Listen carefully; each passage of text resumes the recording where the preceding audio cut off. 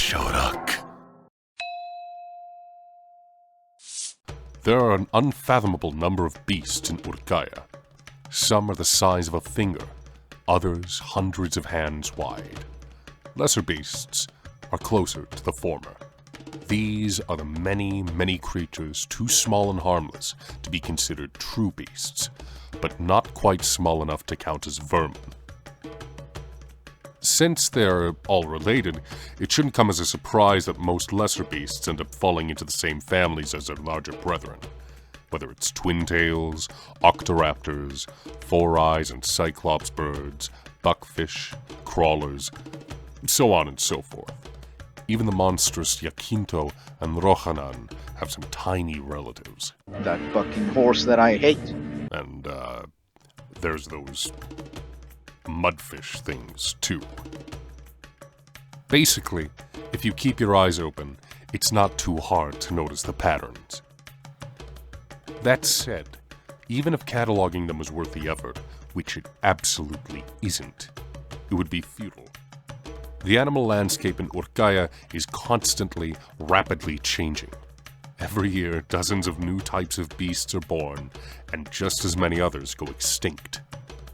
See, my old man told me his old man had to hunt green-furred twin-tails covered in wooden armor, and his grandfather fought winged, blood-spewing twin-tails.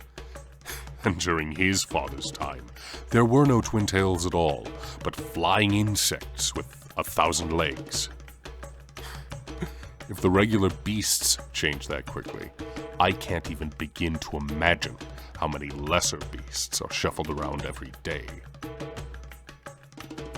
And, well, some beasts ascend, too, evolve into something greater. Or worse, I should say. The brute rabbit is a good example. I've never seen anything like it, and they only started showing up a couple of years ago. It's got 4 eyes, 2 arms, 2 legs, no twin tail either. But the strangest part about them are their ears. They've ended up morphing into a pair of enormous arms. You can see the muscles rippling under the surface whenever they move around, and the little buggers pack a punch. Literally. They have an unnatural gait, like a man trying to walk on all 4s, but that doesn't seem to bother them much. If I had to guess, I'd say they're somehow distantly related to the lemurs. They can flash freeze the air around the palms of their ear hands, same as the lemur's fire.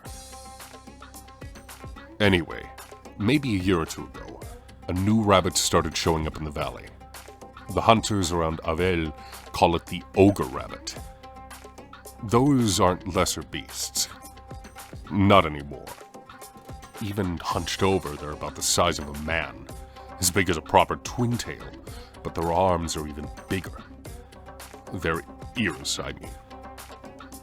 For how wrong their body looks, they move incredibly quickly, and they'll run anyone down just the same as a devil hog. I've even seen a rabbit send a hunter flying with its fist, and then gut another with an icicle before he even hit the ground. The beast was no match for me, obviously, but they seemed to be real trouble. Fortunately, the rabbit seems to be incredibly vulnerable to fire, same as the glacier raptor.